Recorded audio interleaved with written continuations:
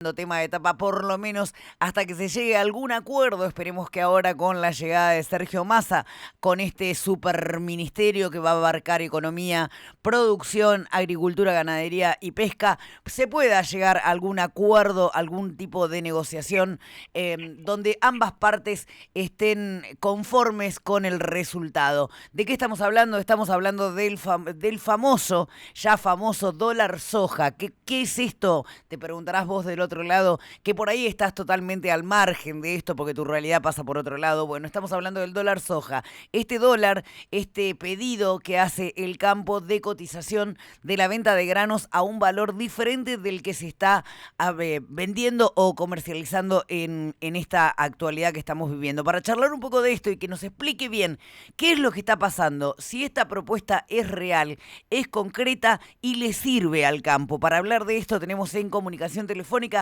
al señor Juan Pablo Carnats. Él es prosecretario de Confederaciones Rurales Argentinas. Juan Pablo, bienvenido, buenos días. Vero Sarasola, Walter González, te saludamos. Buenos días, Vero, un gusto hablar contigo. ¿Cómo estás? Bien, bueno, tratando de explicarle a la gente, porque viste, yo siempre digo desde este humilde espacio que me toca conducir, es que por ahí hay veces que hay algunos temas que a la gente, al ciudadano común, al ciudadano de a pie, le pasan bastante por el costado, pasan más por las tapas de los diarios que en realidad en la vida cotidiana de las personas. ¿Qué es lo que les está ofreciendo el gobierno y por qué ustedes están diciendo que no a esta propuesta? Bueno, en realidad de lo que nosotros hablamos es que los insumos cuesten lo mismo que el producto, o sea, tengan el mismo dólar que el producto que uno vende. Esto en términos generales, no solamente en soja, sino que hoy los precios de los insumos tiran al lado del contado con liqui o algo que uno arregle y no al precio oficial más retenciones, con lo cual el productor termina casi cobrando un cuarto de lo que es el dólar contado con liqui, que es el dólar real, porque el otro es un dólar que no se consigue, digamos, ¿no es cierto? Y entonces ahí hay un desfasaje muy importante. Y lo que ha propuesto el gobierno, que yo creo que va a quedar en agua de borrajas, porque bueno, con estos cambios vos sabés que bueno, hoy suena que se estaría prácticamente confirmado el ministro de la producción de Entre Ríos, Guaillo, que estaría confirmado como secretario de Agricultura. Veremos si se concreta, obviamente. Pero lo que hizo el gobierno no es un dólar soja, sino que es un instrumento, perdón, financiero, que en realidad lo que le permite al productor es el 70% de lo que de su venta al dólar oficial, ese que cobra un cuarto de lo que es el valor del dólar real, que entre paréntesis, digamos, para que te hagas una idea, en Argentina un productor de soja cobra $143 más o menos, y en Paraguay cobra $500, ¿no es cierto?, por todos estos diferenciales de tipo de cambio que hay. Entonces, con este 70%, vuelvo, puede hacer un plazo fijo a el valor que esté atado, perdón, al dólar link. ¿Esto qué significa? Que si se devalúa, estás cubierto la devaluación.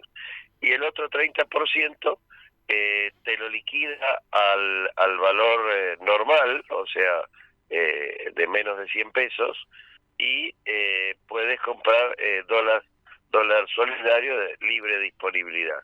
Por eso digo que es un instrumento financiero y no un dólar soja, porque está hecho como si no se entendiera al campo cómo funciona, porque digamos, la mayor parte de la cosecha ya fue liquidada y lo que queda es para ir, o sea, seguir con los labores del campo, defender, o sea, ir a la próxima cosecha, todo lo que implica eso, y ir defendiendo el valor de la moneda en un país que tiene inflación del 90%, digamos, ¿no? Entonces, es una forma de cubrirse teniendo el producto que uno hace y gastando o vendiendo en la medida que lo vas necesitando, porque hoy, digamos, los pesos queman y los precios suben todos los días. en todos los rubros. Esto le pasa a un comerciante que vende X producto, que hoy lo vende a un precio y no sabe si mañana o pasado lo va a poder reponer al precio que lo vendió con el margen de ganancia normal. Entonces lo pone en una situación complicada. Esta es la realidad, digamos, ¿no? ¿Cuál es tu mirada con respecto desde el gobierno nacional? Varios funcionarios lo que se han jactado de decir y repetir en varias oportunidades es que el campo está presionando, entre comillas, extorsionando y guardando los granos para esperar un dólar, una negociación de un dólar más alto, y ahí hablamos de las silobolsas y lo que ha sucedido, bueno, en Santa Fe con la rotura de bolsas, y lo que dicen desde el gobierno nacional es que en realidad el campo está especulando y no permitiendo el ingreso de dólares que se están necesitando hoy en la República Argentina. Mira, yo creo que, bueno, un poco te dije antes, creo que primero se equivocan en los números grandes, porque ellos hablan de 20.000 millones de dólares y eso no lo son. Serán 12, 13, por ahí es más o menos el número que nosotros manejamos, y es el sentido que yo te decía antes, ¿no es cierto? O sea, yo creo que, por decir una palabra suave, lo que están diciendo es una tontera. Es la palabra que más se me ocurre prudente en este caso, porque si no estaría al aire te diría otra cosa. Sí. Yo creo que es un error, es una equivocación pensar así. Y ¿sabes qué pasa? Que el problema es que el dólar, a ver, el único país, el único sector que produce dólares genuinos es el campo. Y en términos generales, eso que produce hoy se va en energía, porque, a ver, producimos la energía, pero estuvimos dando vueltas, ¿no es cierto?, como el perro que se muerde la cola, para hacer el tubo que tiene que traer, por ejemplo, el gas de vaca muerta. Entonces, hoy por hoy, con la suba de energía, de gas y energía en general, ¿no es cierto?, petróleo también, obviamente, que ha subido en el mundo, lo tenemos, pero no lo tenemos para transportar. Y hoy, fíjate vos que el tema del transporte, recién me preguntaban en otra radio si estaba resuelto, y no, porque hoy vas a la estación de servicio, un día hay de la nafta premium, un día hay de la otra, un día hay gasoil de uno y otro día hay gasoil de otro, y otro día no hay ninguno, y tenés que esperar que venga el camión. Y eso no es normalizar digamos, la situación. Entonces, yo creo que son errores de apreciación. Acá la cuestión de fondo es que, bueno, todos ponen la expectativa en este superministro, que superministro justamente coincide con su nombre, digamos que se trate de volver a alguna normalidad, quien va a llevar algún dolor, porque acá el que gasta de más siempre tiene problemas, o sea, el que gasta lo que no tiene siempre tiene problemas, y ese es tal vez el problema más importante que tiene el país, ¿no es cierto? Déficit fiscal, la inflación ya hablamos, por eso todos estos cepos, toda esta falta de dólares, y la depreciación del peso continuo, ¿no es cierto? En realidad es un problema económico, es un problema macroeconómico, pero que la política nunca se decide a darle los instrumentos a gente idónea para que la economía se encarrile, digamos, por llamarlo de alguna forma, ¿no? ¿Puedo hacerte una pregunta, a ver, en términos reales, La que usted quiera, la que usted quiera. para que la gente, para que la gente, y yo me incluyo, que con mi compañero nos incluimos en esta pregunta que te voy a hacer? Hoy por hoy, ¿cuánto se le está pagando la tonelada de soja que ustedes exportan? ¿Cuánto están cobrándola en dólares? En dólares 143 contra 500 que se cobra en Uruguay, en Brasil, en Paraguay, etcétera. O sea, vos tenés distorsiones que, bueno, te decía, los insumos están a valores reales, ¿no es cierto? Contado con liqui, MEP, llamarlo como quieran para no usar el dólar blue como referencia. Bueno, y Eh, ahora te hago otra pregunta. El dólar soja, este famoso dólar soja, entre comillas, ¿no? Que les ofrece el gobierno, ¿a cuánto se los estaría subiendo? Mira, si es que, o sea, acá el productor si hace ese instrumento financiero tiene que ir al banco, crear una cuenta especial, o sea, toda una burocracia infernal. Estaría subiendo alrededor, si es que hiciera eso, alrededor de un 12% sobre 143, así que es la misma. A ver, no tiene gollete, digamos, diría el entrerriano. No Claro. tiene mucho sentido, ¿no? Tanto lío. Y no me imagino un productor de 100, 200 hectáreas de soja, viste, que vaya con la mujer, abrir una cuenta especial, para hacer todo eso y todos los requisitos que implica abrir una cuenta especial en un banco, ¿no? O sea, no es un tema menor, no es sencillo, digamos. Juan Pablo, ¿vos creés que ante la llegada, bueno, ahora de Sergio Massa con todo este superministerio, bueno, en realidad es ministro de Economía, pero que también va a incluir producción, ganadería, agricultura y pesca, ¿vos creés que a partir de la llegada de Sergio Massa va a existir algún otro canal o posibilidad de negociación con el campo? Hola, hola, me parece que me quedé hablando sola. Hola, ¿lo volvemos a llamar? Bueno, estamos en comunicación telefónica con Juan Pablo Carnatz, él es prosecretario de Confederaciones Rurales Argentinas. Estábamos hablando precisamente de esta medida, de este dólar, de este famoso dólar soja que está impulsando el gobierno para la liquidación de la producción agropecuaria. No se ponen de acuerdo, por supuesto. Ahí nos estaba contando Carnatz que lo que está cobrando la tonelada de soja a la venta hoy en la República Argentina son $143. ¿Me escuchás, Juan Pablo? Sí, perfecto, se Ah, cortó, disculpa, no sé qué pasó. no, no hay problema.